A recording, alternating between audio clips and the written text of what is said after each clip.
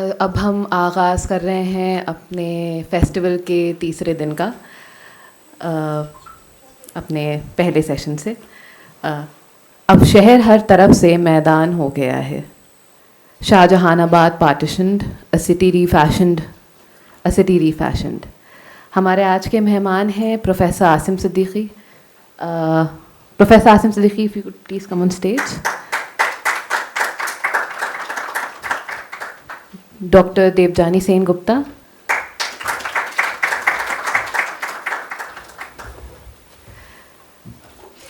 मोहतरमा उर्वशी बुटालिया,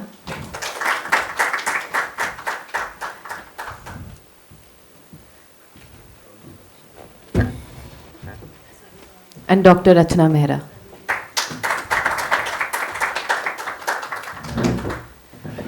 हमारे आज की मेज़बान हैं मोहतरमा Adrija Roy Chaudhary.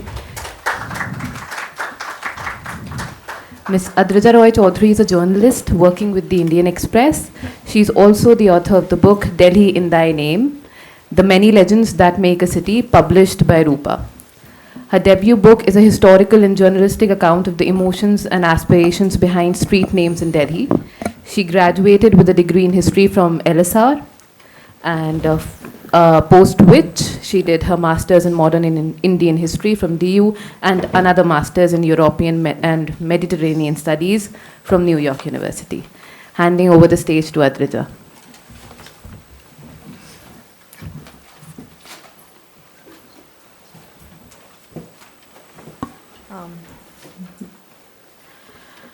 Good morning, everyone, and welcome to this panel. It's a lovely Sunday morning, so thanks to all of you who took out the time to discuss Shahjahanabad today.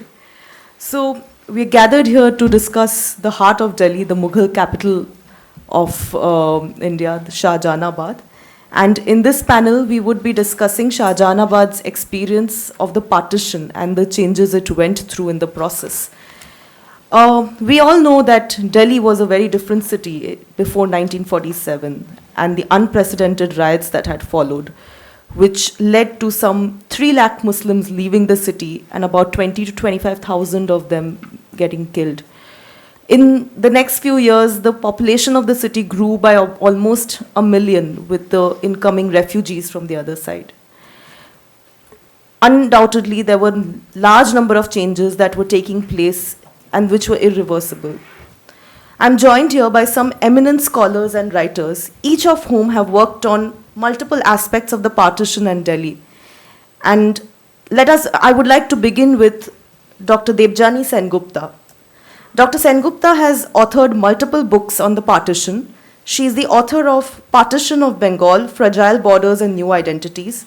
She has also edited Map Making, Partition Stories of Two Bengals. Her most recent publication is Bangladesh, Writings on 1971 Across Borders, that she edited with Rakshanda Jalil. She is currently Associate Professor at the Department of English in IP College, University of Delhi. Welcome to the session, ma'am. I request you to take over this stage. I'll come there and speak. Is it okay? Yeah? I prefer thinking on my feet. Can you manage? Yeah. Okay. And it will also help me to see the time. I don't want to keep talking.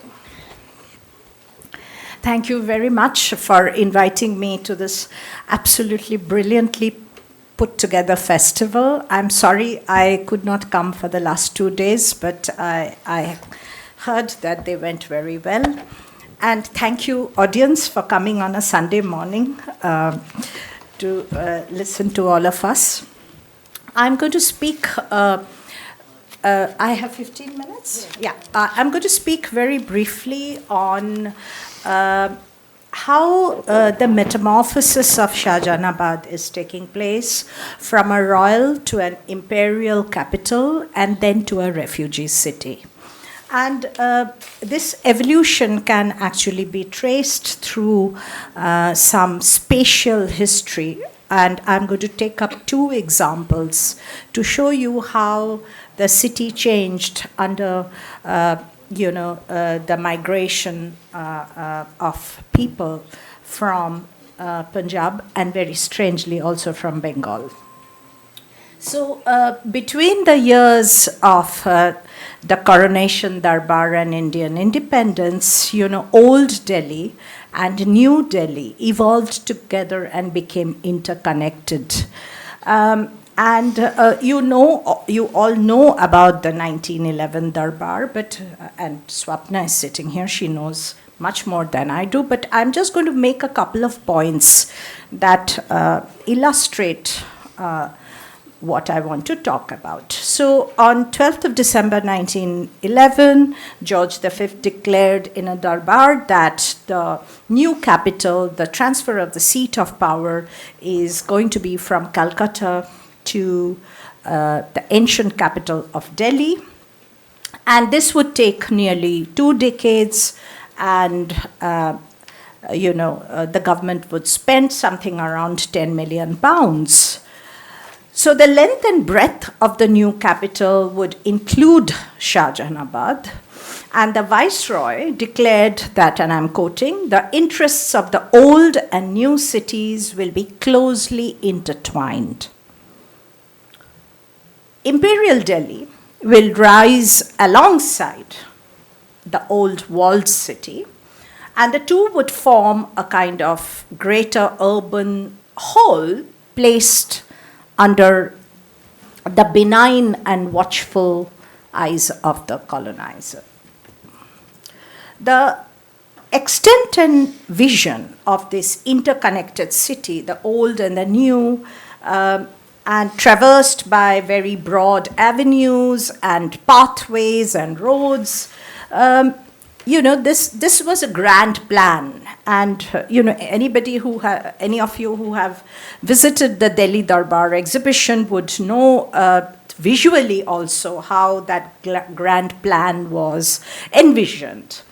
But and throughout 1912, the old city figured prominently, and communications between the officials bear this out, that the old city figured prominently in the plans and administrative arrangements that the British government pursued with its scheme in building the new capital. However, this vision of an interconnected old and new city ran into difficulties as soon as it was conceived, and the primary difficulty was land acquisition, and especially the extension to Shahjahanabad that were seen to be, which were thought to house the new officials, but that plan sort of could not take place as was, envisioned. So continued concerns over costs was also another reason why, the new capital took so long. And the third very important reason was that by the 1920s, there was a sizable number of Indians within the British government who were asserting and very interestingly asserting their resistance to this idea of the capital and land acquisitions. So this profoundly impacted the building of New Delhi and hollowed out this, this idea of the political symbolism of this new seat of power. So I'm spending a little time to talk about this because this is very important for us to understand that this the very incomplete nature of the new capital was actually a boon in 1947 when people were migrating into the city, and there were these large tracts of land which could be used as rehabilitation camps. And I'm going to give you an example.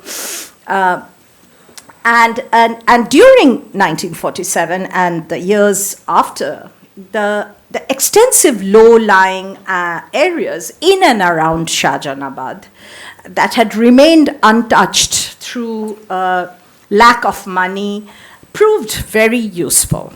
And you all have heard of Kingsway Camp, which is one of the largest rehabilitation camps. At one time it housed something around 3 lakh people.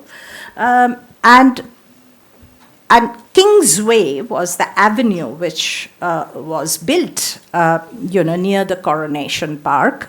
And it had a similar path, a similar avenue in Queensway, which lies somewhere near Janpath, I think. And so the foundation of this Kingsway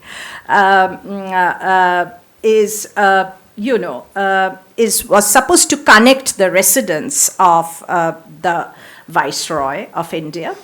And in 1947, this area around Kingsway became home to hundreds and thousands of refugees who came from Punjab.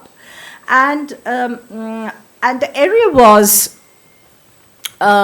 filled with orchards and low-lying and very swampy, because during the monsoon it flooded regularly. Although in 1932, Gandhi had built the Harijan Sevak Sangh over there, which is still there, with this large ashram building and other buildings that housed schools for boys and girls. So Kingsway Camp became an extensive area for refugee rehabilitation, and it would not be remiss to say, and Urvashi would, I'm sure, talk about this, how the whole idea of the city that you now see is actually powered by the men, women, and children who had found shelter in these government camps. The second example I would like to give is Kasturba Niketan in Lajpat Nagar. And it's very strange. I'm not going to talk of CR Park, because CR Park is a very obvious example of Bengali refugees coming and settling in Delhi. But I'll give a not so well-known example, and that is Lajpat Nagar and Kasturba Niketan. And very interestingly, this rehabilitation center for women and children was at one time run by this Bengali woman called Omiya Sen. And she has left a very interesting account of how she cajoled. She had traveled extensively in Dandakaranno, which is which is the largest rehabilitation project in post-independence India. And Dandakaranno, I'll just give you one or two facts about it. Dandakaranno mainly housed the Namashudro and the Pondiya Khutriya lower caste refugees who came much later than, they are not the initial, refugees who came with the partition of the country. They came much later. And one of the reasons is that the Namashudra refugees were agriculturalists and were deeply connected to their land. And their leader, Jogendranath Mondal, was a member of the East Pakistan government, and he was the law and labor minister. So, because of very many other factors, but primarily these two factors, they had stayed back in East Pakistan. But with rising cost of living and with,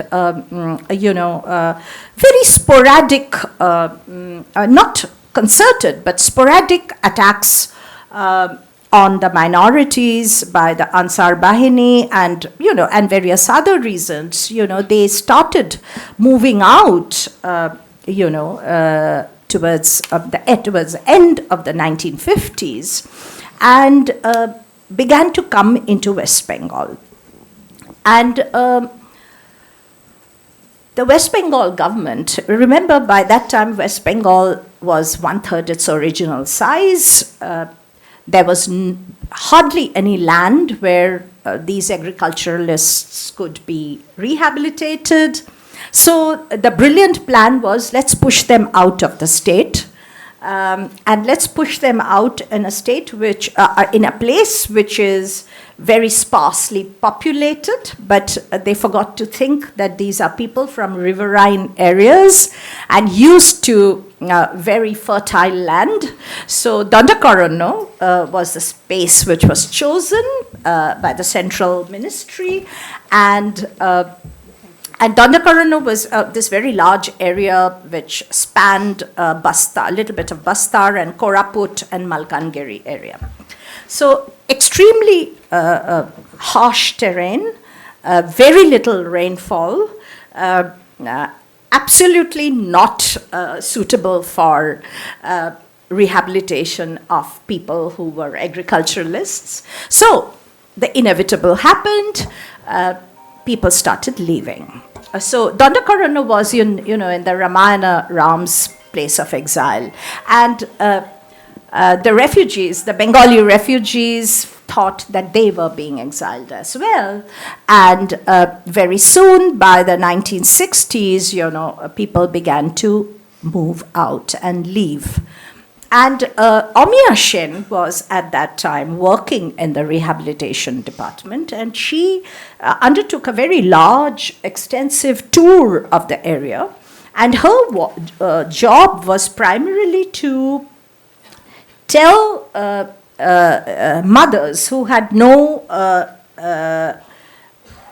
head of family as of a man, women with children, who were denoted as PL, permanent liability.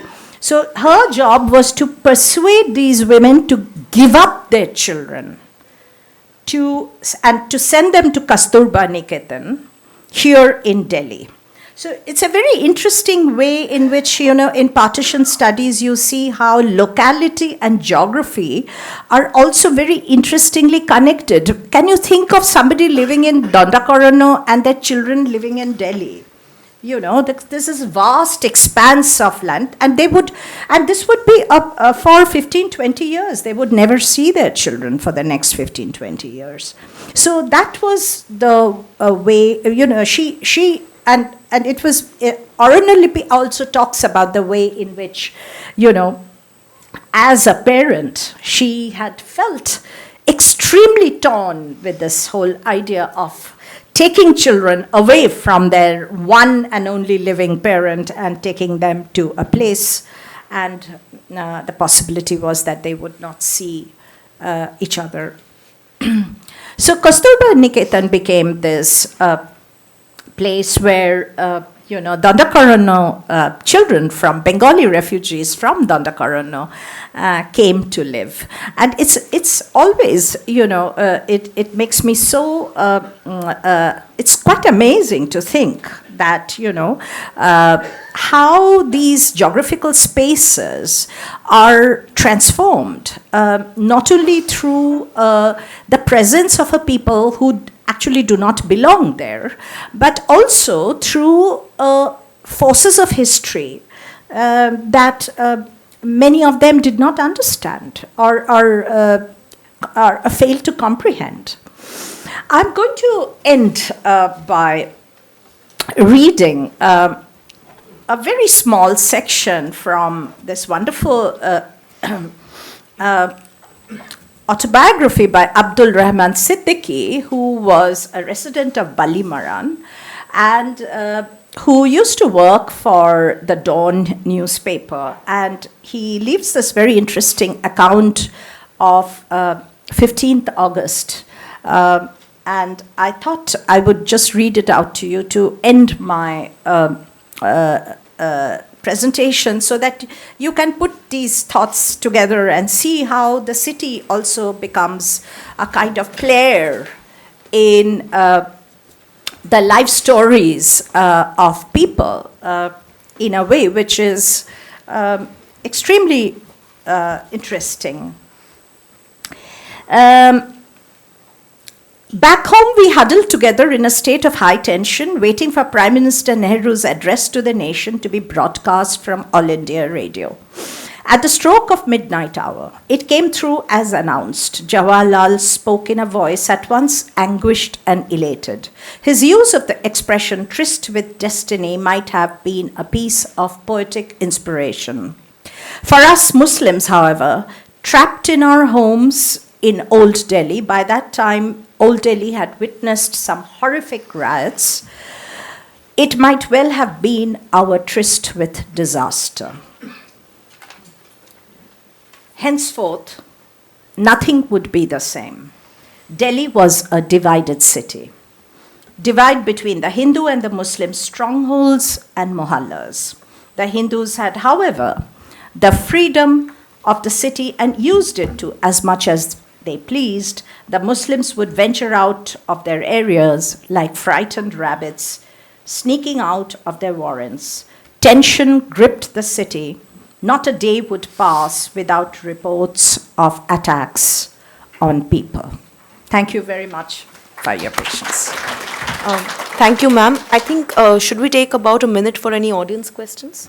Or we can do it later when everybody has presented. Okay. Yeah. All right. I mean, that would be, I think, better with time.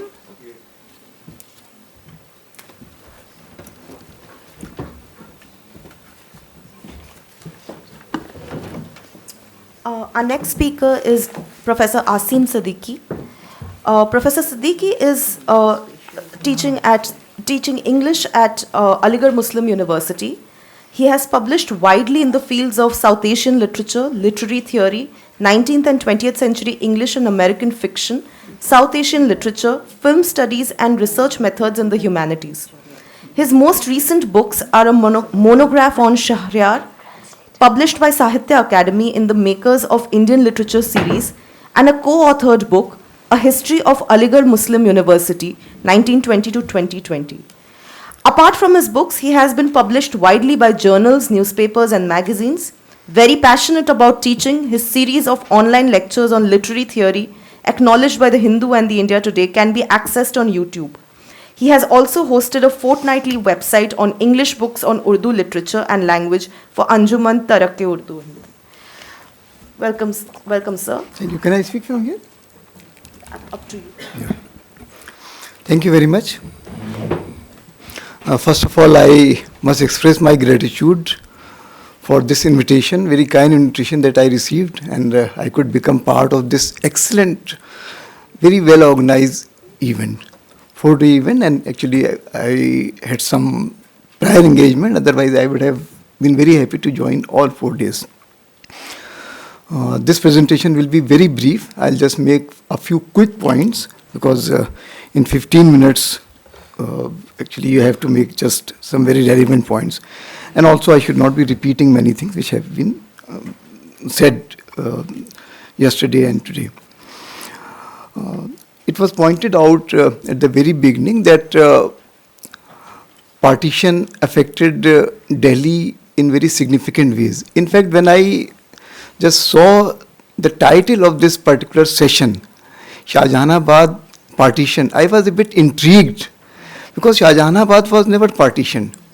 And then I thought that the organizers actually used the idea of partition or the event of partition in a very intelligent manner, because although Shahjahanabad was not partitioned in terms of its geography as such, it was not part of Pakistan, it was never part of Pakistan, but the people actually migrated in a big way. There was a big exodus of population, and the figures were given to you.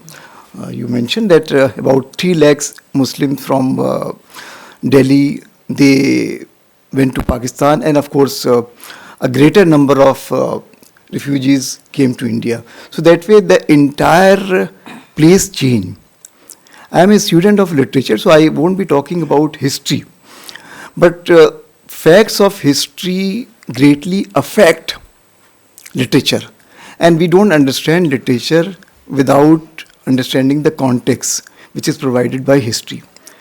So if we see this very important event, Yesterday, Salman Khurshid Saab was making this point that emergency did not produce any great literature as such as partition did.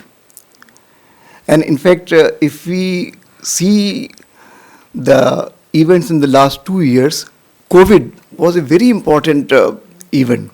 But COVID has not produced any significant literature yet. There was one novel by Rajkamal Jha which came out recently, and just a few stories and poems. Because unlike journalism, good literature actually takes time. And that's why it is said that journalism is literature in a hurry. Right.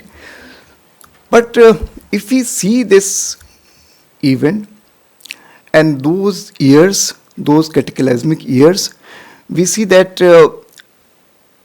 those years affected literature. You would not have Saadat Hasan Munto but for partition. You would not have Bhishma Sani but for partition.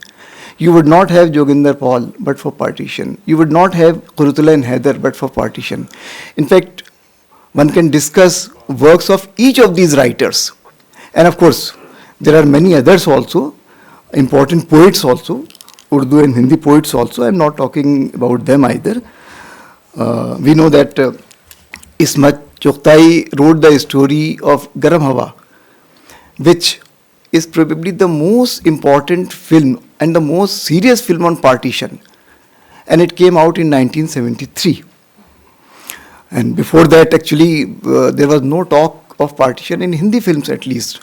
So that was, it was due to Ismat Chughtai's work. Similarly, Urdu literature has also been greatly enriched by a number of memoirs. And those memoirs provide materials to historians.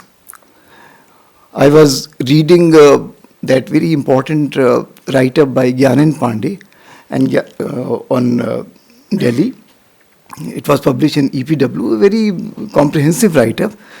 And among his sources, you can see that he mentions Shahid Ali Dehlvi, Delhi ki Bipta. He mentions Ibadat Barelvi, Azadi ke Saaye mein, or Begum Anis Kidwai, Azadi ki Chhaon mein. These are very important memoirs. And there is a tradition of Urdu memoirs. And एक और उर्दू के अंदर tradition है सफ़रनामे की या memoirs की, वो बहुत आपको मिल जाएंगे. बल्कि जब किसी फील्ड में आप काम करना शुरू करते हैं तब आपको लगता है कि इसमें इतने मेमोयर यहाँ पर लिखे गए हैं. मैं एक पीरियड में सुभाष चंद्र बोस के बारे में कुछ थोड़ा सा पढ़ रहा था, कुछ लिख रहा था, तो मैंने देखा कि इतने सोल्जर्स ने अलग अलग आज़ाद हिंद फौज से जो जुड़े हुए थे, इतने मेमोयर्स हैं कि आप उसको पढ़ नहीं सकते. तो इस फील्ड में भी इतने मेमोयर्स हैं. अब इसको थोड़ा सा और आगे बढ़ाते हैं. अगर इसको अंग्रेज़ी लिटरेचर में इसका क्या रहा उसमें, तो यहाँ पर मैं 2 नॉवेल्स ख़ास तौर से मेंशन करना चाहूँगा. हालांकि इसमें कुछ साल पहले जो बुकर प्राइज़ मिला था, अरविंद अडिगा की नॉवेल थी the white tiger. White tiger की भी सेटिंग दिल्ली है और उसमें ख़ास तौर से जो क्लास डिवाइड है दिल्ली के अंदर, रिच और पुअर का, या एक तरफ जो बहुत ही शाइनी इमेजेस हैं और एक तरफ जो स्लम्स हैं, जो कि मतलब एक कैपिटलिज्म की देन भी है, न्यू लिबरलिज्म की देन है. तो एक तरफ वो है उसमें. लेकिन दूसरी जो बहुत अहम नावल हैं, एक तो अहमद अली की नावल है, वो पार्टीशन से पहले की है, लेकिन वो आपको एक पिक्चर देती है कि दिल्ली कैसा था और पुरानी दिल्ली जो शाहजहानाबाद है वो कैसा था. आज की डेट में अगर हम उसको देखते हैं तो हमें लगता है कि ये तो इसमें एक तरह की स्टीरियोटाइपिंग हो रही है कि लोग उसमें पतंग उड़ा रहे हैं, लोग उसमें पिजन से खेल रहे हैं. लेकिन वो एक लेजरली वे ऑफ लाइफ थी, मतलब कि लोग के पास फुर्सत थी और एक फुर्सत की अपनी एक वैल्यू है. इन प्रेज ऑफ आइडलनेस बहुत मशहूर है कैसे है.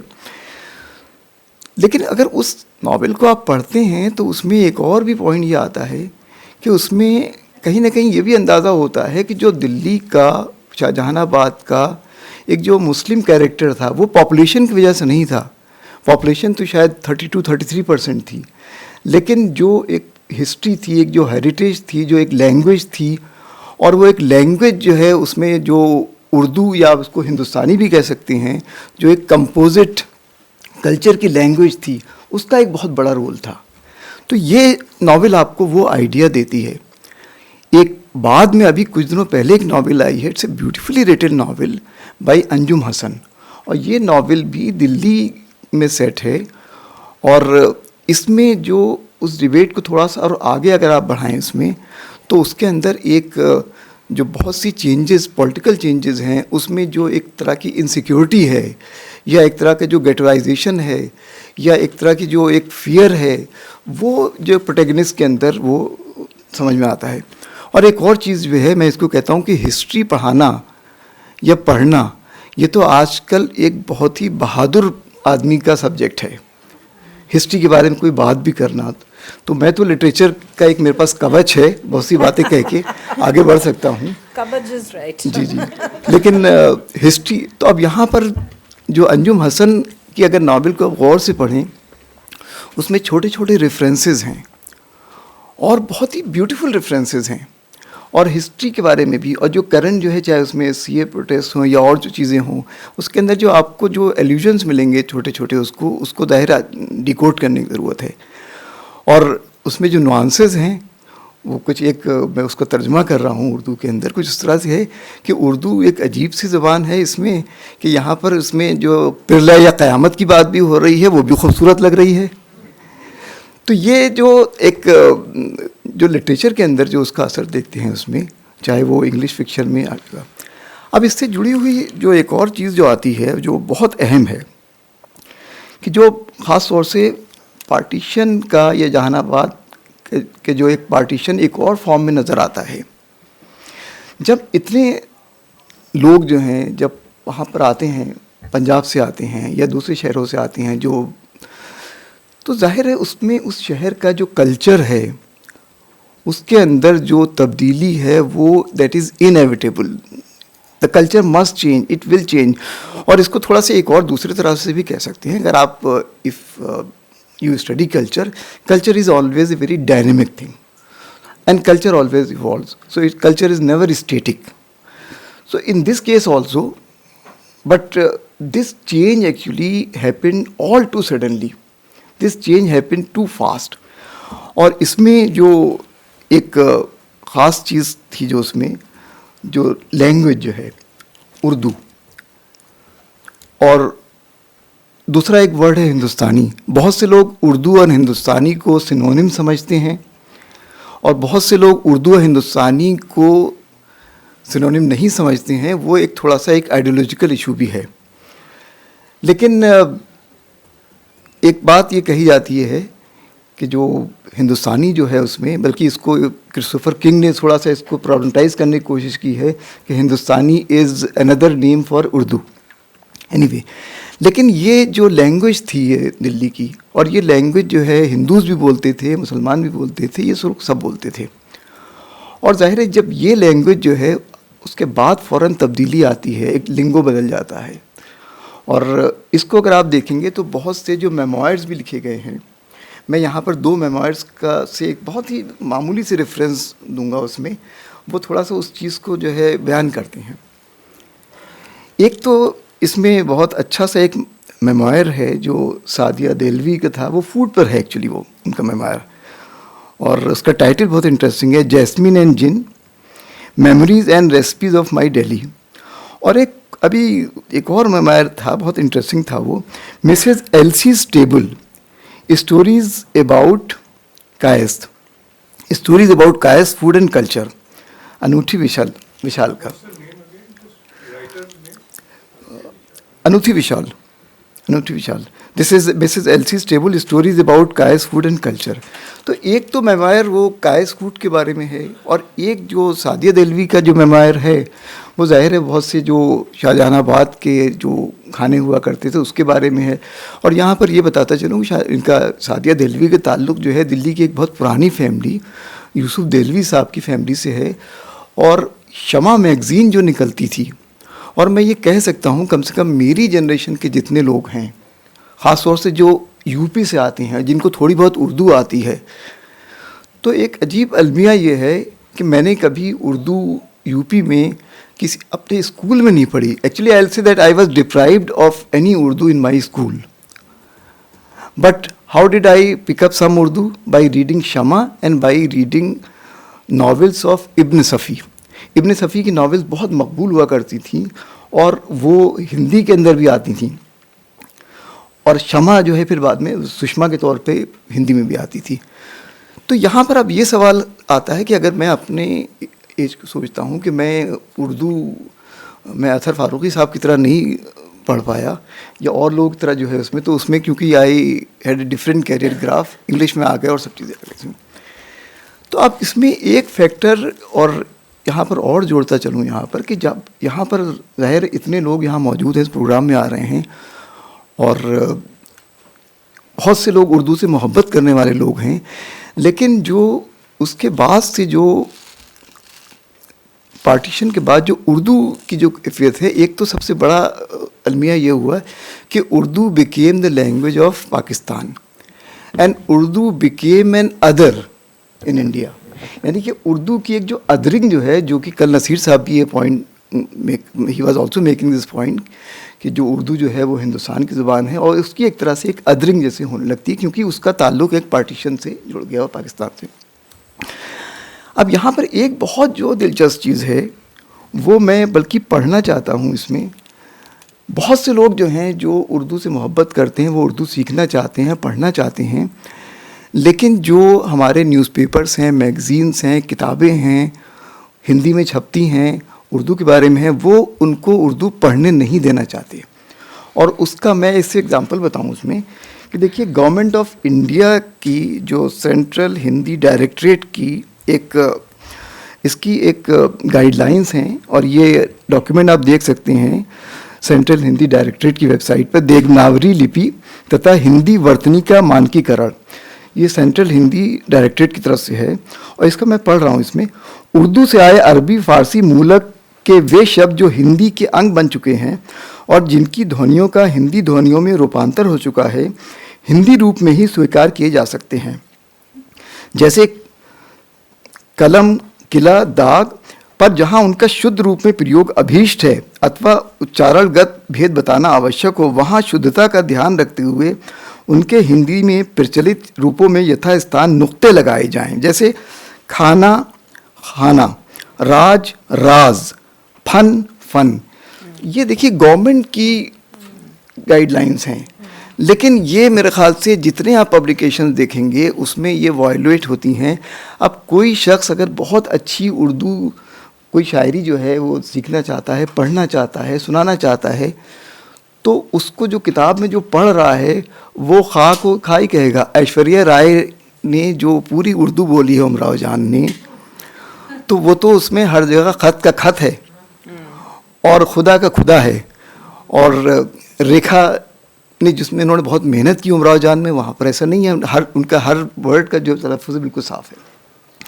तो नसीर साहब जो कल ये बात जो कह रहे थे उसमें कि देवनागरी में अगर वो पढ़ते हैं, अगर वो सिर्फ उर्दू या रस्मुल ख़त सीखते तो शायद उन्हें 20 साल और लगते। वो बिल्कुल सही बात कह रहे हैं, लेकिन देवनागरी के सारे पब्लिकेशंस जो हैं इस चीज़ का ख्याल नहीं रखते हैं। ख़ास तौर से जो सबसे ज़्यादा पढ़ने वाला पब्लिकेशन है वह न्यूज़पेपर है, और वो इसका ख्याल नहीं रखते हैं, इसलिए जो लोग चाहते हुए भी वो नहीं सीख पाते। तो ये जो ख़ास तौर से एक बहुत बड़ा इम्पैक्ट है जो पार्टीशन के बाद और शाहजहानाबाद की जो ज़ुबान थी उर्दू या हिंदुस्तानी, उसके अंदर ये फ़र्क आया। अब ज़ाहिर है उसमें ये तो देखिए फ़र्क लाजमी है कि उसमें पंजाबी के वर्ड्स आएंगे, या जो बहुत से अल्फाज जो हैं, जैसे इसके अंदर ये सादिया देलवी एक जगह लिखती हैं कि अगर कहीं बोलती थी घर में, वो कह रहे मैंने बोला, तो घर में ये कहा जाता था कि भाई जानवर बोलते हैं, इंसान जो हैं वो तो बात करते हैं। इसी तरह से दुपट्टा डाल लिया तो कहते हैं भाई दुपट्टा डाला नहीं जाता, मुर्दों पे कपड़ा डाला जाता है, दुपट्टा ओढ़ा जाता है। तो ये कुछ नुआंसेस हैं। अब इसी तरह से जैसे एक और जो इनकी किताब में है, देखिए ये जो अनूठी विशाल की, तो इन्होंने एक जगह जिक्र किया है कि विंटर फूड का, और उसमें गज़क खाने का, कि भाई छत पे बैठकर जो है वो जाड़ों का खाना है गज़क। अब उन्होंने बहुत ख्याल रखा है, उसके अंदर गज़क लिखा है। अब देखिए ये जो वर्ड है गज़क जो है, अब ये भी बहुत अगर आप देखेंगे तो वो सब जगह गज़क ही लिखा जाता है, और लेकिन क्योंकि ये अनूठी विशाल कायस फैमिली के बारे में लिख रही हैं, कायस की एक लैंग्वेज भी उर्दू हुआ करती थी काफ़ी हद तक जो है उसमें, तो वो वहाँ पर उन्होंने इस चीज़ का ख़ास तौर से ख्याल रखा। अब ये गज़क जो है, क्योंकि ये सेंट्रल एशिया से आई हुई चीज़ है इसमें, और गाज़ आज भी एक मिठाई वहाँ पर सेंट्रल एशिया में जो बादाम से बनती है, तो ज़ाहिर है इसका ओरिजिन वो है। तो ये जो ख़ास तौर से जो प्रोनाउंसिएशन के लेवल पर या तलफ़्फ़ुज़ के लेवल पर जो चेंजेस हैं वो बहुत ही ज़्यादा हैं, सब जगह हैं। 2 मिनट और लूँगा बस मैं उसमें। और तो ज़ाहिर है ये जो उर्दू या हिंदुस्तानी का जो उसका तलफ़्फ़ुज़ के लेवल पे ये सारी तब्दीलियाँ हैं। एक और अच्छा, इसमें मैं आपको एक चीज़ और बयान करूँ कि अतहर फ़ारूक़ी साहब की एक किताब है जो ऑक्सफोर्ड यूनिवर्सिटी प्रेस ने छापी थी, redefining Urdu politics in India. उसमें ये इशू भी बहुत अच्छे तरीके से डिस्कस किया गया है कि जो ख़ास तौर से जो उर्दू का जो रस्मुल ख़त है वो उसमें लिखा जाए या देवनागरी में उर्दू को लिखा जाए, ये पूरा इशू जो है उसके अंदर। क्योंकि एक चीज़ ये ज़रूर है कि बहुत सी उर्दू में ऐसी साउंड्स हैं जो या अरबी में या फ़ारसी में या देवनागरी में नहीं है, वो कैप्चर नहीं करती हैं उसमें। ये भी अपनी जगह एक सच्चाई है उसमें। और तो उसकी ज़ाहिर है एक स्क्रिप्ट की एक पॉलिटिक्स है, वो बड़ा इशू है। थोड़ी सी बात ये करें कि जो दिल्ली का खाना भी था वो बहुत डिफरेंट था, और आज आप देखते हैं जो तंदूरी या बटर चिकन जो मेरे घर में बच्चे बहुत शौक़ से खाते हैं, लेकिन मैं बटर चिकन के मुकाबले मुझे कल की रखी हुई दाल ही ज़्यादा पसंद आएगी। तो उसमें लेकिन ये कि ये आज स्टेपल फूड है, हिंदुस्तान का स्टेपल फूड है। ये ज़ाहिर है ये तो पार्टीशन के बाद ही की देन है, और इसका पूरा बयान भी इसमें है मेमोयर में। तो इनके बारे में बहुत सी बातें हो सकती हैं, और मेरे ख्याल से यहाँ पे मैं अपनी बातचीत को ख़त्म करता हूँ उसमें।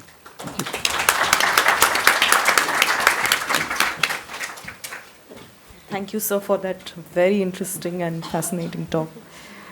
Our next speaker is Dr. Rachna Mehra.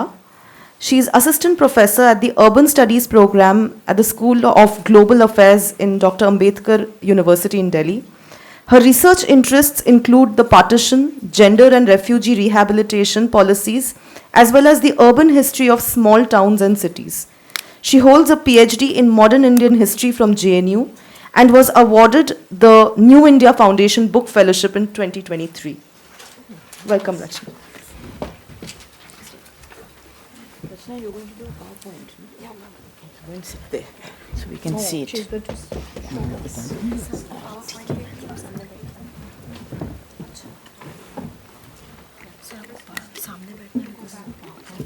Sure.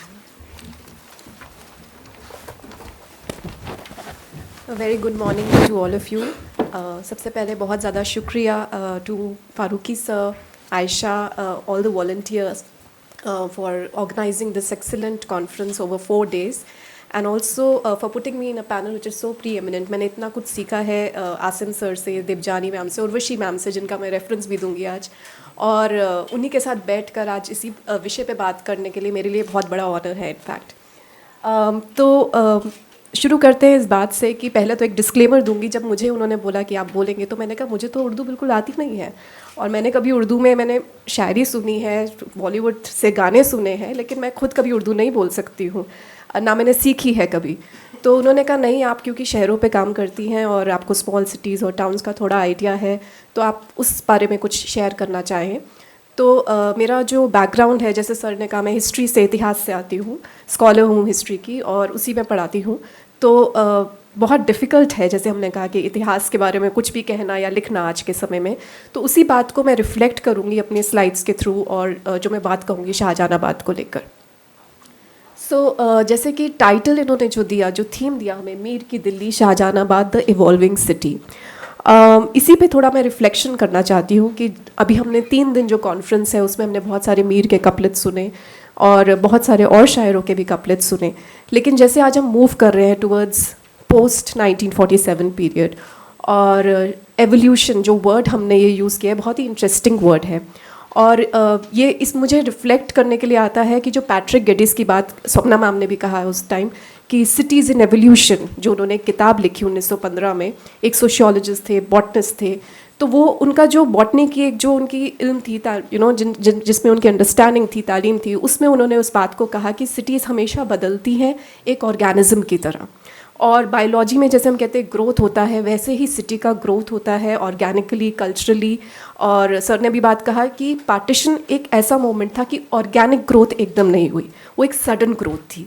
तो वो जो एवोल्यूशन वाली बात है शाहजहानाबाद की भी और उसके आसपास, तो शाहजहानाबाद एक, अब हम सिर्फ जोग्राफिकल एरिया से जाकर एक मेमोरी स्पेस में जाएंगे और मैं एक मेमोरी लैंडस्केप की बात करूँगी कि हम जब मेमोरीज़ को किस तरह से याद करते हैं, क्योंकि पास्ट तो एक सेट इन स्टोन हो जाता है कि अगर हमें पता है कि क्या हुआ एज एन इवेंट, 1857 की कल बात हुई, तो वो एक सेट इन स्टोन है कि इस डेट को ऐसा हुआ और ये हुआ, लेकिन उसकी जो मेमोरी और मेमोरियलाइजेशन है वो बदल सकता है। और हिस्ट्री, इतिहास लेखन में उसका बहुत बड़ा एक महत्व है, क्योंकि हिस्ट्री ऐसी है कि हम वही चीज़ लिखना चाहेंगे जो हम, जिसमें हम विश्वास करते हैं।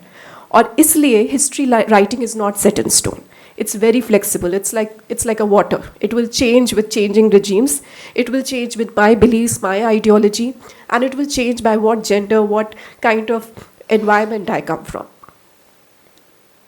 So सबसे पहले मैं बात करना चाहूँगी स्ट्रीट साइनेज की। और साइनेज एक बहुत इम्पॉर्टेंट एक तरीका है जिससे हम समझते हैं कि किसी भी शहर को आप जानना चाहेंगे तो आप सबसे पहले देखते हैं कि उस पे, उसके बारे में क्या किस तरह से वो आपको डायरेक्ट करता है उस पूरे एरिया में। तो जैसे ही आप चांदनी चौक मेट्रो स्टेशन से बाहर निकलेंगे तो आपको पता है कि रीडेवलपमेंट ऑफ शाहजहानाबाद भी हुआ है और स्ट्रीट साइनेज बहुत इंपॉर्टेंट अहम रोल प्ले करता है। और यहाँ पर मुझे ये स्क्रिप्ट बहुत इंटरेस्टिंग लगती है कि एक चीज़ को 4 डिफरेंट साइंस में लिखा गया है, राइट, 4 डिफरेंट स्क्रिप्ट्स में लिखा गया है। देवनागरी है, अंग्रेज़ी रोमन स्क्रिप्ट है, उर्दू है और आपकी गुरमुखी स्क्रिप्ट है। तो ये 4 स्क्रिप्ट एक बहुत इंपॉर्टेंट इंडिकेशन है उस एरिया में जो चेंज, उस एरिया को रिफ्लेक्ट करने के लिए, कल्चर को। और पिछले 3 दिनों से हमने बहुत कुछ सुना about Hindi, Urdu, culture and all, लेकिन जो सिख गुरुद्वारा है और जो उसका वहाँ पर जो सिग्निफिकेंस है, क्यों यहाँ पर गुरमुखी स्क्रिप्ट भी आती है, because most of the Punjabis who came from after partition they actually spoke Urdu. तो यहाँ पर फिर गुरमुखी स्क्रिप्ट कैसे आती है, ये भी एक इम्पॉर्टेंट चीज़ है रिफ्लेक्ट करने के लिए कि यहाँ पर ऐसा क्यों हुआ, और उस बारे में हम बात करेंगे। तो सिटी को जैसे हमने बहुत एक जो सिंपल सा हम एडजेक्टिव यूज़ करते हैं या फ्रेज यूज़ करते हैं, पालिम्सेस्ट ऑफ मेमोरीज, है ना, एक सुपर इम्पोजिशन ऑफ मेमोरीज होती है ऑफ डिफरेंट काइंड्स, और वो एक सिंपल साइनेज से ही आपको पता चल जाता है कि क्या सुपर इम्पोजिशन ऑफ मेमोरीज है। मैं ये नहीं कहूँगी कि एक हायरार्की है कि क्यों पहले हिंदी लिखा गया या पहले वो उर्दू लिखा गया या जो भी यहाँ पर है, बट एक सुपर इम्पोजिशन ऑफ मेमोरीज आप यहाँ क्लियरली देख सकते हैं कि कौन सी मेमोरी, क्योंकि कोई बाहर से आए तो पहले हिंदी में पढ़े या इंग्लिश में पढ़े, ये भी एक तरीका होता है how signage represents a place. कल भागीरथ पैलेस की बात जो मैम ने, स्वप्ना मैम ने अच्छे से बताई ही है कि भागीरथ पैलेस जो बेगम समरू का महल था, वो भी एक ही एरिया या एक ही मॉन्यूमेंट किस तरह से उसका अडेप्टेशन या उसका चेंज होता है उस एरिया का, वो बहुत ज़रूरी है और इवॉल्विंग सिटी को याद रखने के लिए। तो क्योंकि वो ऑलरेडी बता चुकी है कि कैसे बेगम समरू की जो एक छोटे सा उनको महल दिया गया था और कैसे वो एक आज इलेक्ट्रॉनिक्स मार्केट, बहुत ही वाइब्रेंट इलेक्ट्रॉनिक्स मार्केट बन गई है। और वो चेंज देखने के लिए सिर्फ मैं आपको एक और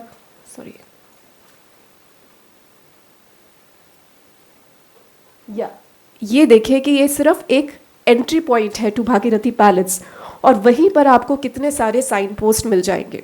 there is also not just talking about the palace itself but the upcoming events. वहाँ पे अब रामलीला, और जिस तरह से उस दिन लाल सर ने भी बोला कि अब इतने सारे हनुमान, प्राचीन हनुमान मंदिर वहाँ बन गए हैं। So you see the difference of the dotting of the landscape with newer kinds of signage which is coming up on just the entrance of the Bhagirathi Palace.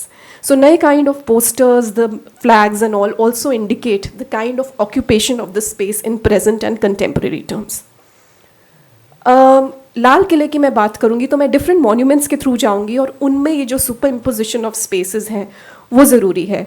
और लाल के इससे पहले मैं भागीरथ पैलेस की एक बात और कह के ख़त्म करना चाहती हूँ कि पहले उसका, जैसे हमने कहा, बेगम समरू की हवेली थी, और जिस तरह से वो नाम चेंज हुआ भागीरथ पैलेस, और उन्होंने अच्छे से बताया कि लाला भागीरथ ने किस तरह से बहुत सारी चीज़ें वहाँ खरीदी, बहुत उनके पास पैसा था, लेकिन नेमिंग ऑफ द प्लेस, जिसको हम अर्बोनिम्स कहते हैं अर्बन स्पेसेस में, उसको पैलेस क्यों कहा गया, राइट? क्योंकि वो हवेली ही रख सकते थे, भागीरथ की हवेली या कुछ, लेकिन पैलेस से एक वो जो कलोनियल जो इन्फ्लुएंस है, जो उस समय के जो हिंदू परिवार के लोग थे जिनके पास बहुत सारा, सिर्फ एक वो नहीं था बट एक स्टेटस भी आता है कि आप कलोनियल स्पेसेस को जानते हैं, तो उसी चीज़ से एक नाम का भी जो चेंज होता है वो कल्चर दिखला रहा है कि किस तरह से हिंदुज़म वो इनकॉर्पोरेटेड।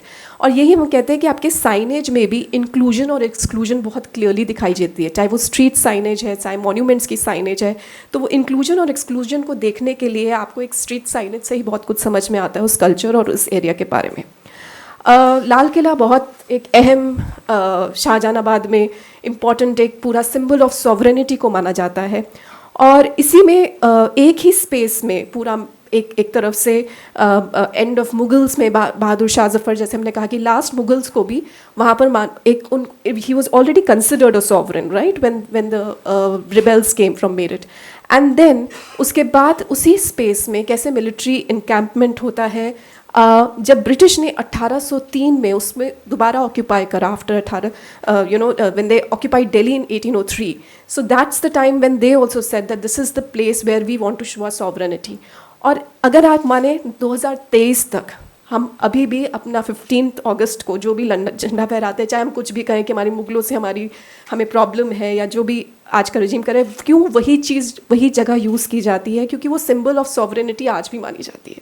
तो इस बात को कहने के लिए बहुत इम्पॉर्टेंट है कि चाहे वो 1847 रहा, चाहे वो 1857 रहा, 1947 रहा, या आज का भी समय है, हमें एक ही स्पेस में वो एक सॉवरेनिटी के सिंबल को क्यों मानते हैं। क्योंकि उसके बाद तो जो हम ये शहर को भी बड़े इंटरेस्टिंग वे में बोलते हैं, पुराना शहर नया शहर, ओल्ड दिल्ली न्यू दिल्ली, नई मुंबई, जैसे कि शहर पुराना हो गया तो सब खत्म हो जाएगा वहाँ पे, या उसका इतना इंपॉर्टेंस रह गया। लेकिन ये ओल्ड और न्यू शब्द ही यूज़ करने का अर्थ है कि कुछ ऐसा करने जा रहे हैं। तो अगर जब 1947 में एक मौका था या फिर उसके बाद भी आज तक मौका है, तो ये झंडा कहीं और क्यों नहीं फहराया जाता। तो that sovereignty and that symbol of sovereignty is still considered the place of red fort. And इसको और भी ज़्यादा इंटरेस्टिंग अगर हम नेक्स्ट स्लाइड में देखें कि ये 1947 में भी जब झंडा फहराया गया, बट बहुत रिसेंटली कल हम एक और बहुत इंटरेस्टिंग बात कह रहे थे कि कोई भी मॉन्यूमेंट हो, एक लिविंग ट्रेडिशन जो होता है, उसमें सिर्फ ये नहीं है कि उसका मॉन्यूमेंट और बिल्डिंग कैसी है, जैसे गालिब की हवेली है, बट वहाँ पे परफॉर्मेंसेस होने चाहिए। और यहाँ की हर एक मॉन्यूमेंट की एक परफॉर्मेंस भी है, और वो परफॉर्मेंस आज के दिन में कैसी है। तो एक बहुत इंटरेस्टिंग परफॉर्मेंस होती है जिसे कहते हैं फतेह दिवस, और ये 2023 का है। और कनिका सिंह ने बहुत इंटरेस्टिंग काम किया है museums of Delhi, Sikh museums of Delhi, और फतेह दिवस को करा है। अब फतेह दिवस क्या है, 2016 से उन्होंने अपनी ये रिसर्च लिखी और 2020 में एक पेपर भी करा फतेह दिवस पे, कि बघेल सिंह जो एक सिख मिलिट्री लीडर थे, उन्होंने एक पूरा चांदनी चौक को सिर्फ एक मार्टरडम साइट ही नहीं माना, बट ये भी माना कि गुरु गोबिंद सिंह की जो मार्टरडम है उसके अलावा वो एक जगह थी जहाँ सिखों ने भी अपनी फतेह की है। तो वो हर साल 2016 से मतलब हर साल एक पूरा प्रॉपर एक काइंड ऑफ परफॉर्मेंस होता है लाल किले से onwards, to show that it is also again फतेह, मतलब वहाँ विक्ट्री हुई है सिखों की। तो again it is again a very important symbol for all, for the whether it's the Hindus, the Sikhs, the Muslims and of course the colonial period. तो इस तरह से हम गुरुद्वारा शीशगंज साहब पे आते हैं, और गुरुद्वारा शीशगंज साहब की भी ये हिस्ट्री है कि 1783 में एक स्मॉल श्राइन बना, लेकिन जैसे हम कह रहे हैं इवॉल्विंग सिटी ऑफ शाहजहानाबाद, तो किस तरह से वो बड़ा गुरुद्वारा बनता है, हर दिन हर समय कोई ना कोई एडिशंस होते हैं। तो ये एक बहुत इंपॉर्टेंट साइट बन गया for Sikhs to always come and also considered remember the martyrdom. So that's what history is also what we want to remember and what we want to write about. So there is a past, but how it is remembered and what it has to be done, that's also important. तो 1675 में गुरु तेग बहादुर यहाँ execute हुए थे, और उसके बाद 1783 में ये जो श्राइन से गुरुद्वारा, एक छोटी सी श्राइन बनी और फिर धीरे धीरे गुरुद्वारा बना। बट मैं आपका ध्यान ले जाना चाहूँगी शीशगंज। शीश होता है हेड, और गंज एक वर्ड है जिसके बहुत मायने होते हैं। यहाँ पर एक स्ट्रीट भी कह सकते हैं, लखनऊ में जाएँ तो वहाँ पर मार्केट प्लेस भी कहते हैं, वहाँ तो इनफैक्ट गंजिंग को कहते हैं कि आप मार्केट प्लेस जा रहे हैं तो हम गंजिंग करने जा रहे हैं। सो एक स्ट्रीट और मार्केट प्लेस का वर्ड जब मिलता है शीश के साथ तो कैसे वो बदल जाता है। 2001 में ये भाई मती दास म्यूज़ियम, सो म्यूजियमाइजेशन ऑफ स्पेस जो शाहजहानाबाद के विदन हो रही है, कि किस तरह से सिख गुरु लीडर्स मार्टर हुए, और भाई मती दास को कहते हैं कि बीच में से सॉन किया गया था औरंगज़ेब के टाइम। तो वो सारी फ़ोटोग्राफ्स को किस तरह से याद करके उसे भी इसी बीच में, बिल्कुल चांदनी चौक के बीच में, ये एक गुरुद्वारे के सामने भाई मती दास म्यूज़ियम भी बनाया गया है। सो अगेन आखिरी बात मैं लेना चाहूँगी, मैं आना चाहती हूँ दारा शिको लाइब्रेरी, जहाँ doctor B R Ambedkar university Kashmiri Gate में जहाँ मैं काम करती हूँ, वहाँ पे ये एक लाइब्रेरी, ये वो एक बहुत इंटरेस्टिंग स्पेस है, बहुत ही it's a very important architectural heritage site. तो वहाँ पर बहुत सारे ट्रांजिट करते हैं डिफरेंट एजुकेशनल इंस्टीट्यूट्स, चाहे वो इंजीनियरिंग कॉलेजेस रहे हैं, इस समय अम्बेडकर यूनिवर्सिटी है, लेकिन वो एक परमानेंट स्पेस नहीं है, चेंज होते रहते हैं। लेकिन दारा शिको लाइब्रेरी एक बहुत ही इंटरेस्टिंग, आप अगर देखें तो अगेन आर्किटेक्चर के विदिन जो ज्योति होसग्रहर ने अपनी किताब में इंडिजिनस मॉडर्निटीज़ में लिखा है कि एक ही मॉन्यूमेंट या मकान में आप डिफरेंट काइंड्स ऑफ, अगेन वो सुपर इम्पोजिशन देखेंगे, पालिम्पेस्ट देखेंगे कि किस तरह से एक जो मुगल हेरिटेज साइट है या बिल्डिंग है उसी में कलोनियल आर्केड्स हैं, रोमन आर्केड्स हैं। और अगर आप चांदनी चौक में भी जाएंगे, बहुत घर हैं जिसमें आपको जाली भी दिखेगी लेकिन एक कलोनियल इन्फ्लुएंस ऑफ बिल्डिंग भी दिखेगा। सो उसी तरह से एक ही बिल्डिंग में एक इवॉल्विंग स्पेस की तरह कि कौन वहाँ रह रहे हैं और कैसे वहाँ चेंज हुआ है वो देखने को मिलता है। सो ये शाहजहानाबाद के समय, शाहजहान में 1637 में ये लाइब्रेरी बनाई थी और उसमें मॉडिफिकेशंस कई बार हुए हैं। अभी जब हम बातचीत कर रहे हैं इस समय भी मॉडिफिकेशंस हो रहे हैं, और क्या मॉडिफिकेशंस होते हैं मैं आपको दिखाती हूँ। सो एक ये पहले इसका नाम लाइब्रेरी होता था और अब ये पार्टीशन म्यूज़ियम कहलाता है। आपको पता है कि पिछले 2-3 साल से बहुत एम्फेसाइज़ किया जा रहा है कि हम ऑब्वियसली हम पहले उर्वशी मैम ने ही ये बात बहुत अच्छे से लेकर आई अपनी किताब में अदर साइड ऑफ साइलेंस और अदर में, कि किस तरह से हम पार्टीशन को नहीं कोमेमोरेट करते क्योंकि कोई मेमोरियल साइट ही नहीं है। तो अमृतसर में बाद में पहल हुई कि ठीक है, एक वो कोमेमोरेशन का म्यूज़ियम बनेगा, ओरल हिस्ट्रीज़ की एक पूरी पहल शुरू हुई उसके बाद से, और उसके बाद से ये म्यूज़ियम की साइट जो है इन्होंने इस समय बनानी शुरू करी। बट एक बहुत इंटरेस्टिंग है कि जब हम एक नई मेमोरी क्रिएट करते हैं जो पुराने समय की है, तो हम एक पुरानी मेमोरी को भी ख़त्म करने की कोशिश करते हैं, और वो बहुत ज़रूरी है इस समय देखने के लिए कि ये पार्टीशन, ये जो लाइब्रेरी बनी है, अब वो लाइब्रेरी का उसका क्या, पुस्तकालय की जगह वो क्या हो रहा है। तो ये म्यूज़ियम बिल्डिंग और लेआउट प्लान है, और museum is open for anyone's visit except on Monday. So उसमें अगर आपको अब देखेंगे तो शाहजहाँ के जो मेन एंट्रेंस के बाद सिर्फ और सिर्फ पार्टीशन म्यूज़ियम के डिस्प्लेज हैं, डिजिटल डिस्प्लेज, प्लस वहाँ पे बहुत सारे फ़ोटोग्राफ्स हैं और आर्काइव से ली हुई चीज़ें, बहुत ही वेल रिसर्च्ड है। But at the same time आपको कुछ भी दारा शिकोह के बारे में शायद ही कुछ मिले, जैसे कि सिर्फ ये, अब लाइब्रेरी की जगह यहाँ है Dara Shikoh auditorium and gallery, और सिर्फ यहाँ सिर्फ बैठने का कुछ अरेंजमेंट है, हो सकता है कि कुछ दिखाते हों।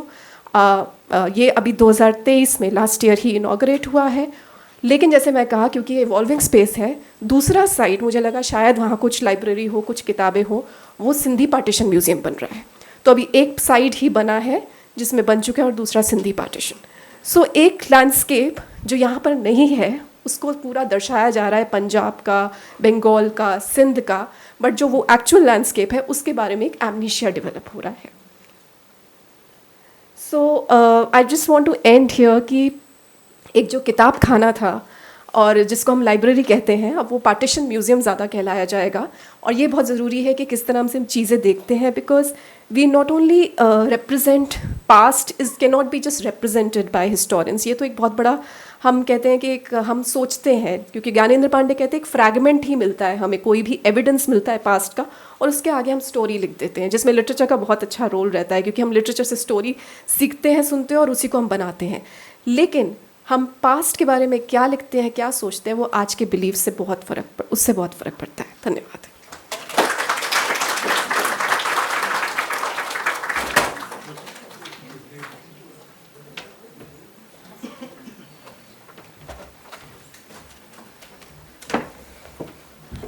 Thank you, Rachna, for that very thought-provoking talk. Our final speaker is Ms. Urvashi Butalia. She hardly requires an introduction. Ms. Butalia is well known for the seminal contributions she has made to the gender discourse in Indian history writing, and specifically for the work she has done on women's experience in the partition. Her book, The Other Side of Silence, Voices from the Partition of India, is regarded as one of the most important readings of partition history. Using oral history, memoirs, and letters, Ms. Butalia has filled a gap in our understanding of the partition by focusing on the human dimension of the event.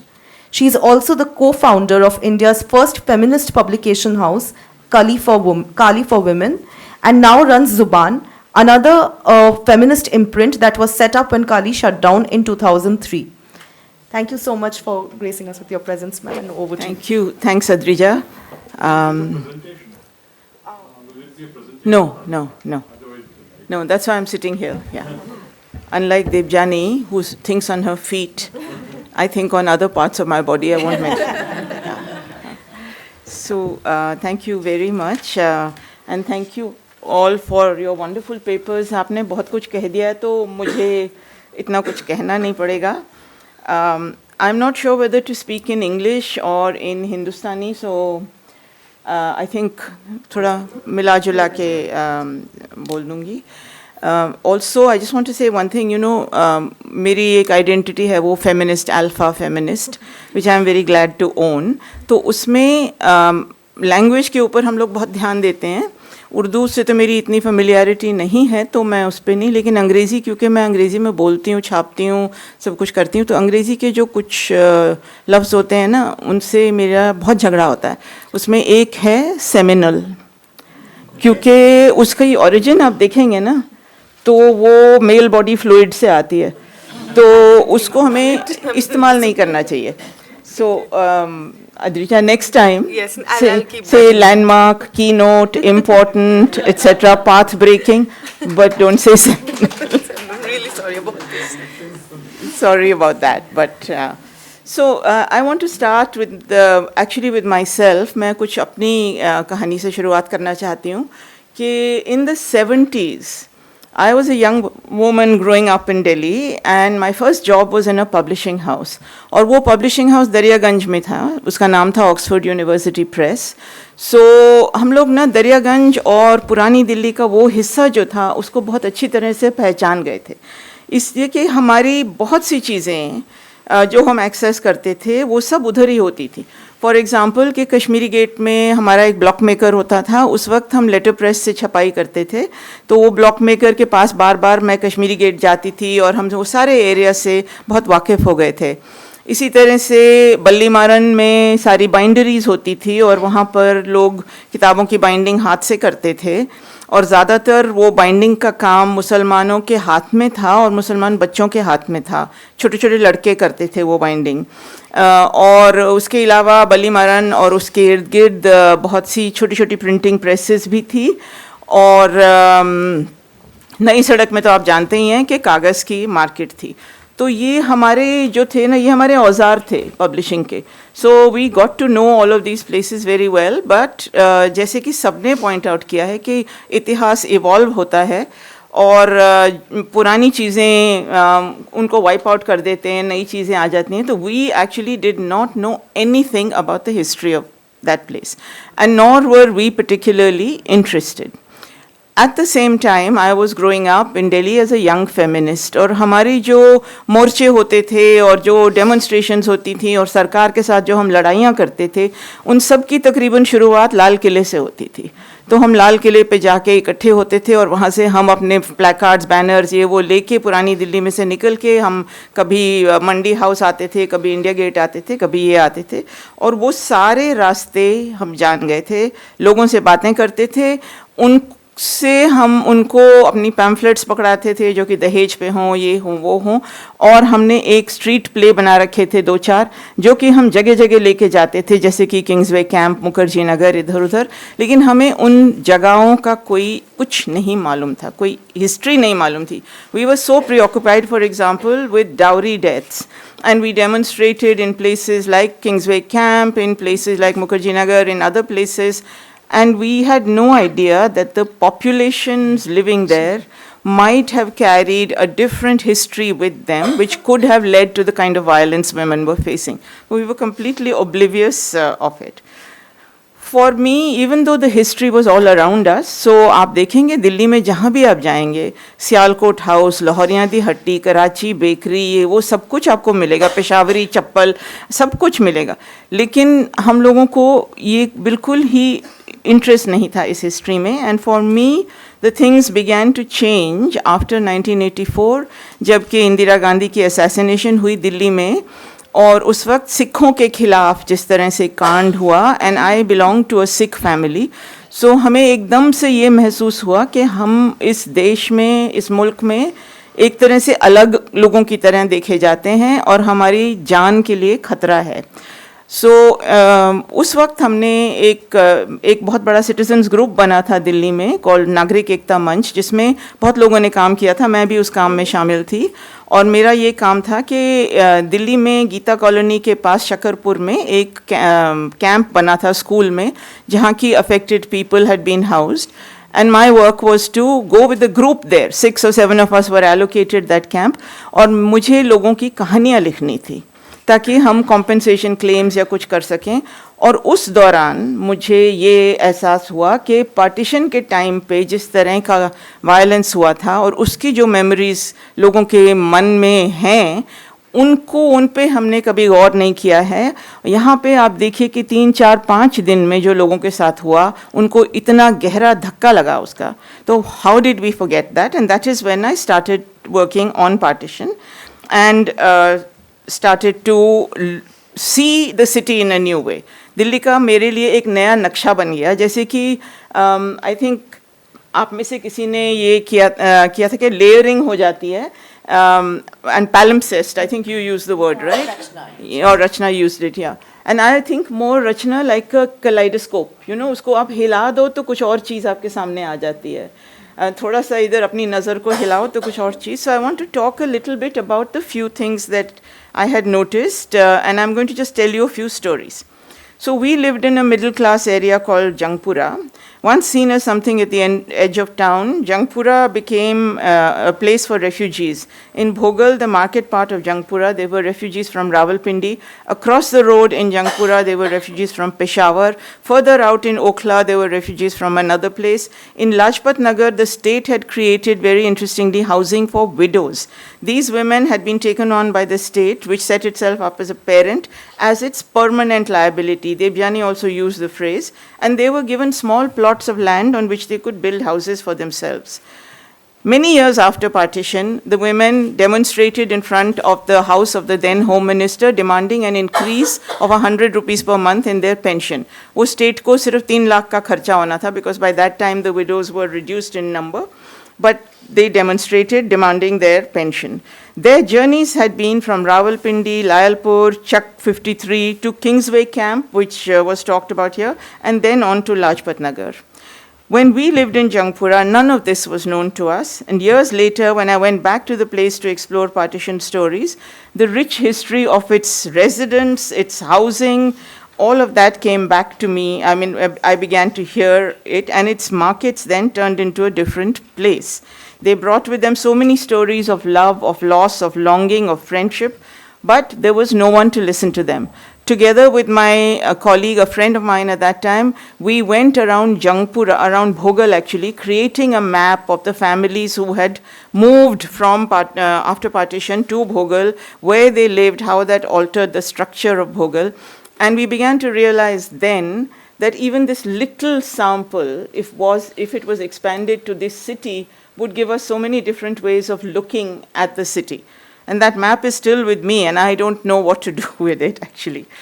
Then, apart from the women who were widowed, there was the Kasturba Niketan, which Debjani also mentioned. There were many such places set up across India, and they were to house abducted women. So when you look at the stories of women, you also get an idea of how the state saw women who were widowed differently, how it saw abducted women differently, because abducted women were temporary travelers, so they did not need the accommodation or the housing that you gave to widowed women, and you could keep them in those camps, except the tragedy of it was that they were kept in the camps waiting, or in the ashrams, waiting for their families to take them back, and by and large the families were not interested. So those women then stayed and spent their lives staying in those ashrams. Delhi में एक और बहुत interesting चीज़ है जिसको partition के साथ हम associate करते हैं, and that is, I am sure all of you have seen these places called ITIs, which are across the city, and where you see young men and women these days going to learn technical training of different kinds which can equip them for jobs. ITIs were actually set up in Delhi for women who came after partition. This is the place where they were trained in stitching, where the masterjis were men, but the women stitched clothes. And basically the women became the stitchers of clothes. ये अंग्रेजी में बिल्कुल ungrammatical है. Stitchers कोई ऐसा लफ्ज़ है नहीं, लेकिन मैं इसको use कर रही हूँ.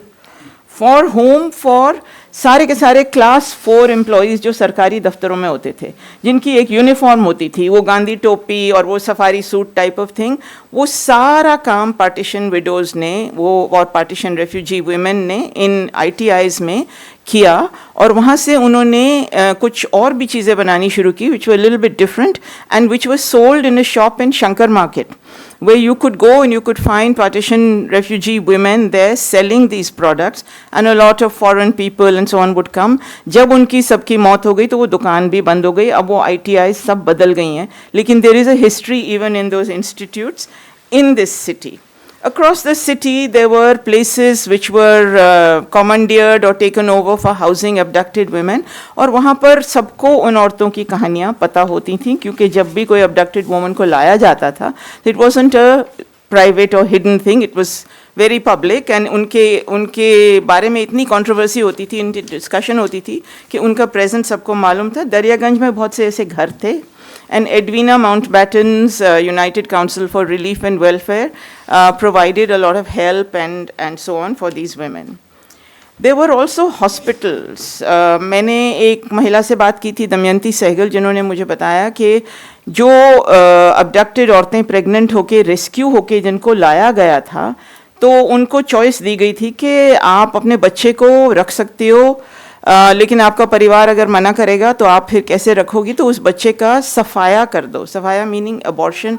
And there were government hospitals and private hospitals which worked at that time to carry out mass abortions. So there is also a history there. One of the hospitals that was named was Kapoor Hospital, जहाँ पे उन्होंने बहुत abortions की थी. लेकिन ये इतिहास कहीं पे हमें अब मिलता नहीं है. So because there is a shortage of time, I'm not going to go on too long. I also just want to point out, I'm going to focus only on women really. There were also women who were not refugees, who were women locally from here, but who worked for refugees. So एक बहुत बड़ी संस्था है All India Women's Conference, and All India Women's Conference ने rehabilitation में looking after women, getting them into hospitals, ये सारा काम उन्होंने किया था. और उनके अलावा अलग अलग महिलाएं थी, जैसे कि अनीस किदवाई बेगम थी, उन्होंने बहुत काम किया था पुराना किला के कैंप में. उन्होंने और उनकी बेटी ने, they also performed burials, because actually जब पुरानी दिल्ली खाली हुई मुसलमानों से, then all the crafts people went away. So the Zardozi workers, the carpenters, the tailors and the midwives, very crucially. So जब वो पुराने किले के अंदर कैंप बनाया गया उन लोगों का जो कि इंतज़ार कर रहे थे कि वो पाकिस्तान चले जाएं, या जिनको खतरा था अपने घरों से और वो कैंप में आ गए थे, तो वहाँ पे समस्या खड़ी हो गई थी जबकि बच्चे पैदा होते थे, because there were no midwives to actually give birth. So Anis Kidwai talks of how her daughter Kishwar Kidwai actually acted as a midwife in many cases without actually having any experience. What I actually want to say here is, and I want to mention one other thing, the memoir, आपने memoirs की बात की थी और कल भी बहुत बात हो रही थी memoirs की, किताबों की. इस्मत चुगताई के अलावा सब आदमियों की लिखी हुई थी, लेकिन बहुत सी किताबें हैं जो औरतों ने लिखी हैं उस टाइम की. उसमें अनीस किदवाई के तो आपने उनका जिक्र किया. एक और बहुत बढ़िया किताब है कॉल्ड डगर से हटकर, जो सईदा बानो का एक मेमोआर है, and that is translated into English as off the beaten track. And let me put a sales pitch, हम लोगों ने छापी है, तो आप ख़रीदना चाहें तो ख़रीद सकते हैं हमारी वेबसाइट से. लेकिन सईदा बानो दिल्ली में अपना घर छोड़ के, अपनी शादी छोड़ के पार्टीशन के टाइम पे 2 बच्चों के साथ आई थी, और वो ऑल इंडिया रेडियो की सबसे पहली उर्दू अनाउंसर बन गई थी. और उनके मेमोआर में एक चैप्टर है जो बहुत ही डिटेल में डिस्क्राइब करता है कैसे दिल्ली में जब दंगे हुए और कहाँ पे कैंप सेटअप किए, कहाँ पे, जैसे कैनिंग लेन के जो बैरक्स थे उनके बारे में वो बताती हैं कि वहाँ पे बहुत से लोगों को रखा गया था और उनका बेटा खो गया था उस टाइम पे, और उन बैरक्स में जाके उनको उनका बेटा मिला था. So these are just some of the stories. One other story and then I'll end. Shahjahanabad was also the home to many tolis of hijras. जब पार्टीशन हुई तो वो हिजरों को भी अलग होना पड़ा, although for them the boundaries lie at gender and not at religion. तो एक कहानी है कि वहाँ पे एक बहुत मशहूर टोली थी और उनके दो लीडर थे, सोना और चमन. और सोना पार्टीशन के टाइम पे पाकिस्तान चले गए क्योंकि उनका परिवार वहाँ पर था, और चमन यहाँ दिल्ली में रह गए. और चमन के एक चेले थे जिनका नाम था मोना अहमद, जिनके साथ मैंने बहुत अरसे के लिए काम किया और उनकी कहानी अभी मैं लिख रही हूँ.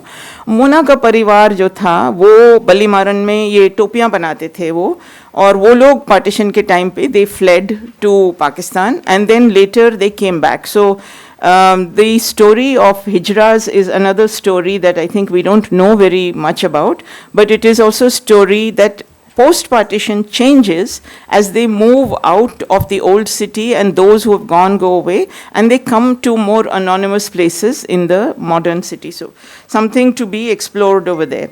So and then there were gurdwaras. आपने शीशगंज गुरुद्वारे का मेंशन किया है. शीशगंज गुरुद्वारे में बहुत से लोग थे जो कि बच के आए थे और जिनके लिए वो गुरुद्वारा और उनके आसपास के गुरुद्वारे they became places where they went to offer thanks for having survived. So वो कर सेवा करते थे और कईयों से मैंने बात की है जो उन्होंने सारी उम्र एक दिन तय कर लिया था, हफ्ते में एक दिन आप जाके गुरुद्वारे में पूरे दिन कर सेवा करेंगे, इसलिए कि अपनी जान लेके वो आके दिल्ली में बस गए. So lots of stories like this. I will just end by saying that some of the visible changes in Delhi at the time, one of them I think was that because so much interesting work was done for women, many more women became publicly visible. मुझे ये याद है कि जब मैं university में पढ़ती थी तो मुझे ये बहुत प्रश्न मेरे सामने उठता था कि हर एक कॉलेज में there are a lot of single women working in admin. And later it turned out that these were single women that the government had rehabilitated और उन partition के बाद उनको कॉलेजों में नौकरियां मिली and they mostly worked as clerical staff in colleges and became the breadwinners for their families. So आपको ये जो औरतें ITIs में काम कर रही थीं, जो अपने घर बना रही थी, जैसे लाजपत नगर में जो abducted women आ रही थी और जो इन औरतों को नौकरियां दी जा रही थी, one of the ways in which the city changed was that you began to see the presence of women in different kinds of jobs, and those women like the All India Women's Conference who were doing social work and who were there looking after the women like Anis Kidwai, like Damayanti Sehgal, like Mridula Sarabhai, like Padma Bhandari. बहुत सी औरतें थी जिन्होंने ये काम किया. उसके अलावा हमारे पास कोई भी आपने साइन पोस्ट की बात की, कोई भी साइन पोस्ट नहीं है, ना पुराने किले में ना कहीं और, जो हमारे लिए ये इतिहास, इस इतिहास को रेफरेंस करते हैं. Therefore, other than the memories of people and those things that scholars have actually put together, we really do not know the rich history of how our city changed post-partition. And I think there is still a lot that remains to be explored, including, I think you mentioned that, Devyani, the history of Dalits, of caste. Because जब सरकार ने housing allocate की तो उन्होंने ये नहीं सोचा कि ये मौका है कि हम housing को मिला जुला के सबको इकट्ठा कर दें. उन्होंने ये सोचा कि दलितों को अलग कर दें और बाकी लोगों को अलग रखें. So that algav also continued post-partition and would be interesting for us to keep track of. I'll stop here because I will run through too many things to say. But कहानियों से कुछ तो समझ आता है हमें, और उनके सुनने से हम ये भी देख सकते हैं कि दिल्ली में कैसे बदलाव आया. Thank you. Thank you so much, ma'am. I really wish we had more time to listen to you. It was a fascinating, absolutely fascinating talk. We are already a little over time, but still I think we can take about 5-10 minutes to open up for audience questions.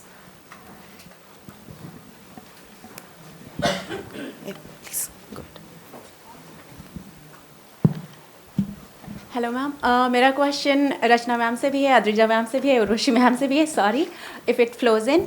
I am researcher, final researcher working in urban memory studies. तो जो आपने पैलिम्सेस्ट की बात कही, और वो एक concept है, rather in 2013 there have been numbers publication of city biographies, जहाँ बायोग्राफर की हिस्टोरिकल अवेयरनेस बहुत मैटर करती है। तो वो कॉन्सेप्ट सुपर पोजिशन का, not superimposition but superposition का, that simultaneous awareness of several historical layers.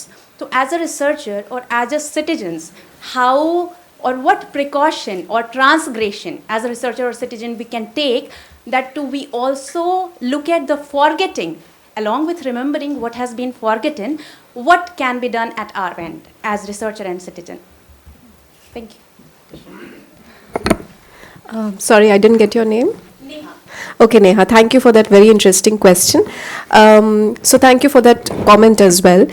When I say super imposition of memories, and you're saying it's superposition, and I think I agree with you on that, कि जब हम palimpsests देखते हैं, जब हम small towns या cities देखते हैं, जब भी कोई लिखता है दिल्ली के बारे में, लखनऊ के बारे में, it should not be just क्या कि सिटी कितना अच्छा है या शहर क्या है, इट्स ऑल अबाउट मैं कैसे, it becomes a biography of a city as if you are giving an ode to the city.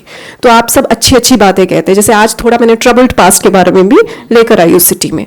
So silences are always quiet, right. और मैम की एक बहुत, जैसे other side of silence itself questions it, आपको पता नहीं चलेगा कि वुमेन का क्वेश्चन 57 से जब तक 1997 में 50 साल के बाद वो किताब नहीं आई, उससे पहले किसी ने क्वेश्चन ही नहीं उठाया। पार्लियामेंट में उठ रहा था, जो इनके, अगर वही हम देखते हैं कि हम क्या तथ्य देखना चाहते हैं, पार्लियामेंट में उठा, अबडक्टेड पर्सन्स एक्ट आया, लेकिन मुझे नहीं पता अगर मैं ये किताब ना पढ़ती तो कहाँ क्वेश्चन उठा। और इसलिए सोर्सेज का बहुत ज़रूरी है कि जब आप तथ्यों में जाएं तो आप खुद जानिए कि क्या चीज़ है जो प्रेजेंट नहीं है। हम वो चीज़ देखते हैं जो दिखती है, साइन पोस्ट जो दिखती है, जो नहीं दिखता तो वो ओरल मेमोरीज के थ्रू, ओरल इंटरव्यूज के through.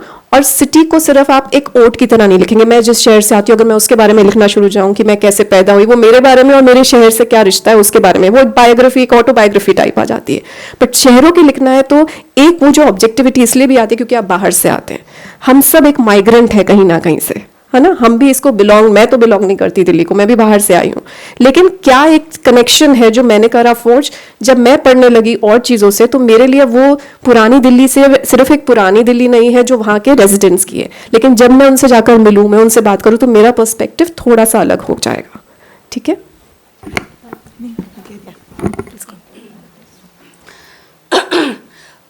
Thank you very much for a wonderful session. And we always learn a lot about partition and the memories and everything. मेरा नाम नाजिमा परवीन है, मेरा काम भी पार्टीशन पर है, लेकिन मेरा जो काम है वो पार्टीशन के इवेंट पर नहीं है बल्कि उसके प्रोसेस पर है। How different processes actually contributed, and it's not politics of partition, it's politics that led to partition. So that those are the processes, multiple processes, and how the demarcation of streets, on the lines of communal identity or religious identity actually produce certain kind of categories that led to partition. And after that, so my work actually comes down to the emergency period. So my question here is, what I find in partition historiography is that there are two things missing. One is that, the perspectives of those people, of those biradaris, who were actually not, who didn't have anything to lose. Most of the partition historiography actually deals with people who had something to lose. The middle class people who had properties to lose, who were really, and obviously we know the trauma that they faced. It doesn't mean that their trauma was not, should not be recognized. But this is something which is really important. And when I was doing my study, I interviewed a person who was the head of the biradari, which is जो चूड़ी बनाने, मनिहार बिरादरी. And he told me a very different story of Pakistan. And he said कि हम जैसे लोगों के लिए पाकिस्तान पार्टीशन के कोई मायने नहीं थे, पाकिस्तान के कोई मायने नहीं थे, ये तो पढ़े लिखों का काम था, उनको पता था, इसलिए वो पहले ही चले भी गए.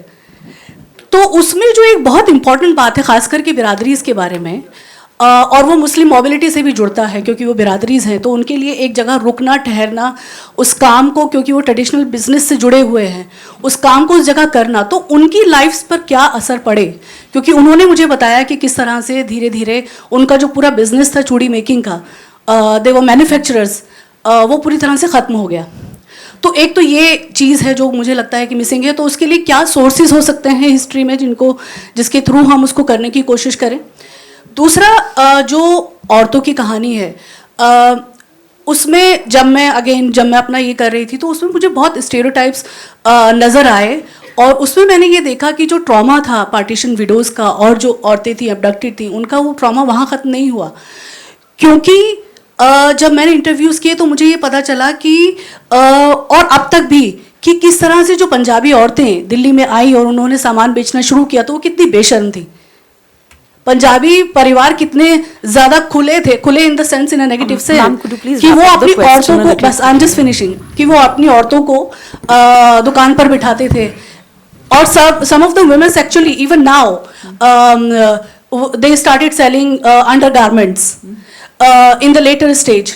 तो वो कितनी बेशर्म औरतें थी। तो this is the aspect which I would like you to just shed some light on. Thank you.